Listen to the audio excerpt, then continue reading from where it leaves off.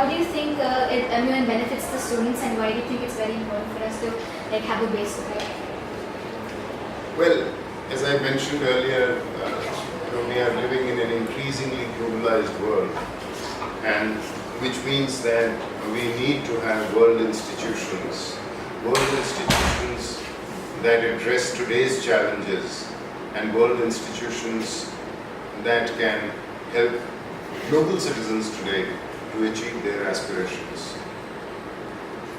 And so the model of the United Nations probably gives you a flavor of what it is that you would like to see in a multilateral body like the United Nations.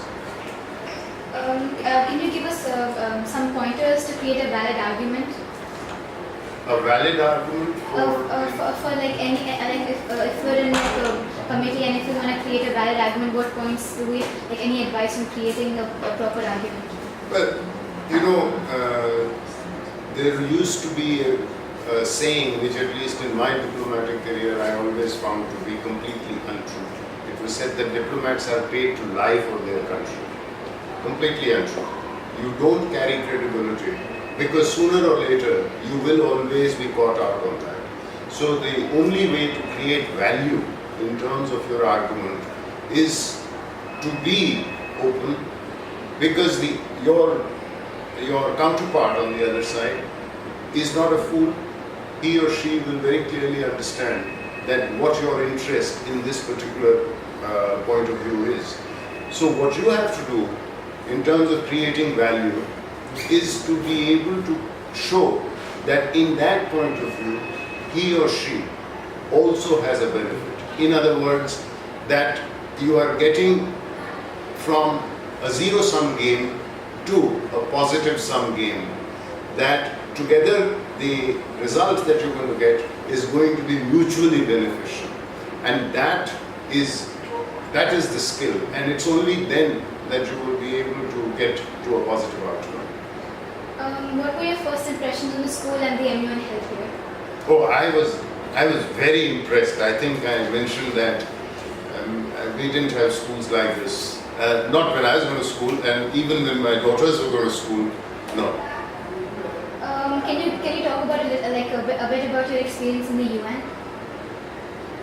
I spent many years in the UN, not working in the United Nations, but representing India at the United Nations.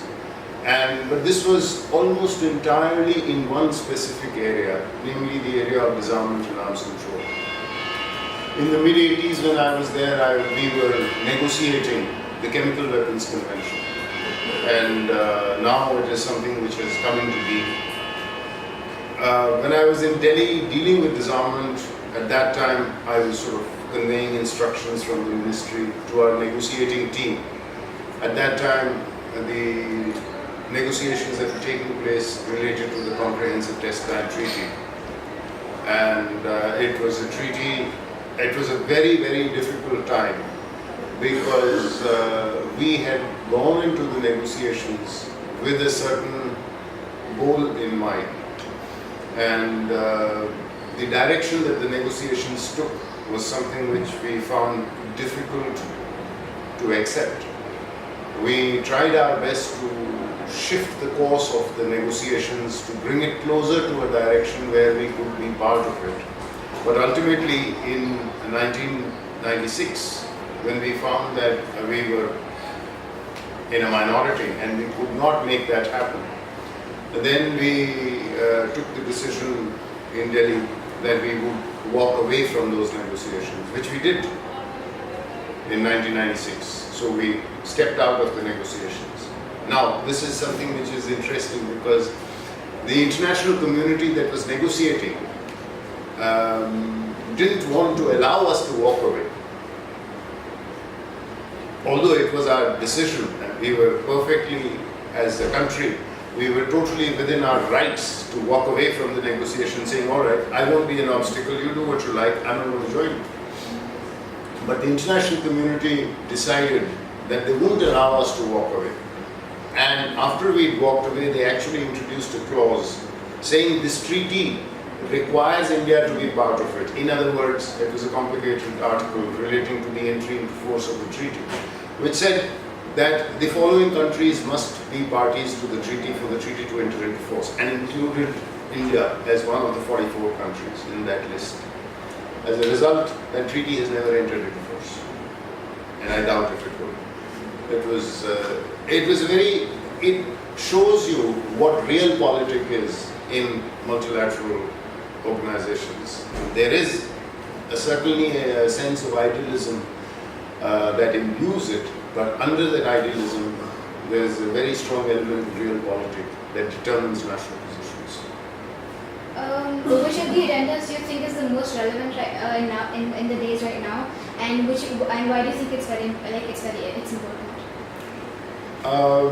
I do think that peace and security remains a critical element, and we see, although we've not seen the equivalent of World War II, but nonetheless we see more and more smaller conflicts which are equally devastating in terms of their impact on human society. And we see that happening very close to our region, very close to India. So I think peace and security is something which is absolutely vital. And the second issue, which I think is extremely important, is climate change, which affects each and every one of us. Thank you so much, sir. Thank you.